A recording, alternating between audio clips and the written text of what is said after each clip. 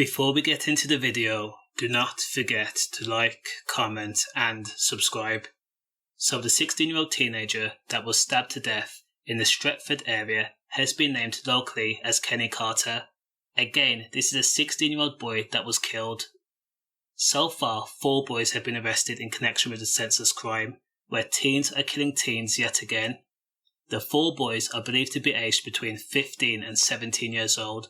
Again, these are kids. These are babies. Now police say they were called to the Thirlmere Avenue in Stretford, a town on the outskirts of Manchester, at roughly 7 p.m. on Saturday, January 22nd. Now when they attended the scene with emergency services, they found the 16-year-old teenager suffering from serious stab wounds. Emergency services described the scene as a bloodbath. There was blood everywhere. Now Kennie Carter was patched up as best they could before being rushed to hospital. But sadly, his injuries were so serious that he could not be saved and he died later on in hospital. Now I know kids argue and I know they think they're grown, but believe me, at 15 years old or even 17 years old, I don't think these kids are ready to serve a life sentence. The grief that comes with knowing that you are going to be sentenced to prison for years while the rest of the world moves on, and when those prison doors closed and you're left with your own devices and your own thoughts, and you have to answer questions like, what are you in here for and where are you from? It's going to eat away at you. It's going to show your vulnerability.